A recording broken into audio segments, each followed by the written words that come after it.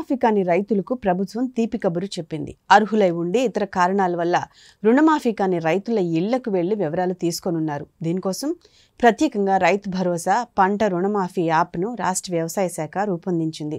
ఈ యాప్ను ఆదివారం అన్ని జిల్లాల వ్యవసాయ అధికారులు, డివిజన్, మండల అధికారులు, విస్తరణ అధికారులకు పంపించారు. రుణమాఫీ వర్తించిన వారి ఇంటికి వెళ్లి క్షేత్రస్థాయి సమాచారం తెలుసుకుని యాప్లో స్థానిక పంచాయతీ కార్యదర్శి సంతకం తీసుకోవాలని సూచించింది.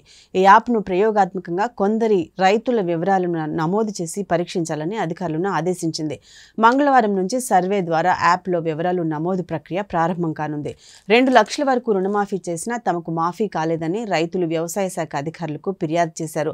వారి అకౌంట్లను చెక్ చేసినప్పుడు రేషన్ కార్డు లేదని, చాలా మందికి కుటుంబ నిర్ధారణ కావాల్సి ఉందనే కారణాలు తెలిసాయి. రుణమాఫీ వర్తించని వారి ఫిర్యాదుల పరిష్కారానికి ప్రత్యేక యాప్ను రూపొందిస్తామని వ్యవసాయ శాఖ మంత్రి తుమ్మల నాగేశ్వరరావు ప్రకటించిన సంగతి తెలిసిందే.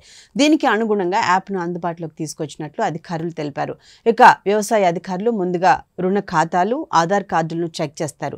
తరువాత కుటుంబ సభ్యుల వివరాలను అడిగి తెలుసుకుంటారు. ఈ వివరాలను యాప్లో అప్లోడ్ చేస్తారు. రుణాలున్న భార్యాభర్తలే కాకుండా 18 ఏళ్లు నిండిన వారి కుటుంబ సభ్యుల ఫోటోలు తీసుకుంటారు. ఆ తర్వాత కుటుంబ యజమానితో ధృవీకరణ పత్రం తీసుకుంటారు. లోన్కు సంబంధించిన ఖాతా, బ్యాంక్ బ్రాంచ్ వివరాలతో పాటు రుణమాఫీ కోసం కుటుంబ సభ్యుల వివరాలను ఇష్టపూర్వకంగా రాసి ఇస్తున్నట్లు పేర్కొంటూ సంతకంతో పాటు మొబైల్ నెంబర్ రాసి ఇవ్వాలి. వీటిని గ్రామ కార్యదర్శి సంతకం చేయాలని వ్యవసాయ శాఖ తెలిపింది.